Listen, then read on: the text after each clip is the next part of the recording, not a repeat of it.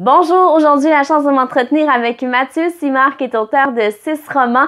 Mathieu nous revient après 6 ans d'absence avec Ici ailleurs. Mathieu, est-ce que tu peux nous en parler? Ici ailleurs, c'est malheureusement un livre qui est super dur à décrire parce qu'il y a plein de dévoilements, puis que plus j'en dis, moins c'est le fun pour le lecteur qui ne le connaît pas. Mais il faut en dire quand même, c'est un livre plus tragique que mes précédents. C'est une voie que j'ai décidé de prendre parce que ça me parlait d'aller un petit peu plus dans le drame.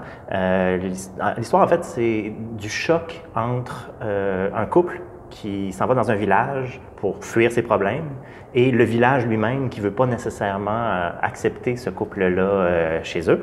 Et donc, chacun a ses problèmes, le couple a ses problèmes, le village a ses problèmes, puis ils doivent essayer de dealer avec chacun leurs problèmes et ceux des autres à travers tout ça.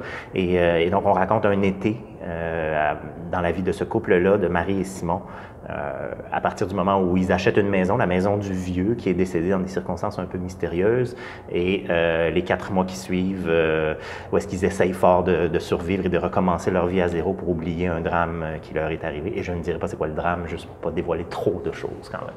Mathieu, je t'ai demandé de nous parler d'un nouvel auteur et tu as choisi de nous parler de Séverina Lupien. Séverina Lupien qui a écrit son premier roman, Je ne suis pas de ceux qui ont un grand génie, qui était une lecture très, très, très agréable. C'est un roman très gentil. Pour l'apprécier, il faut aimer les narrateurs enfants.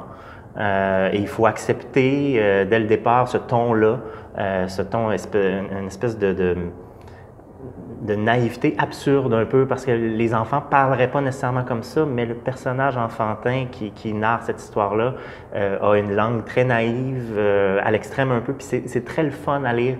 Ça se lit super bien, c'est un récit qui est très bien mené, qui est tout simple, des très courts chapitres qui m'ont vraiment bien fait voyager dans le New York des années 60, vu par un jeune garçon qui se retrouve à la rue sans abri et qui vit plein de choses qu'il ne comprend pas nécessairement. Puis c'est là qu'on tombe un peu dans l'absurde de la façon dont il interprète les choses qu'il rencontre. Un très, très beau livre, un très beau premier roman que j'ai beaucoup, beaucoup aimé.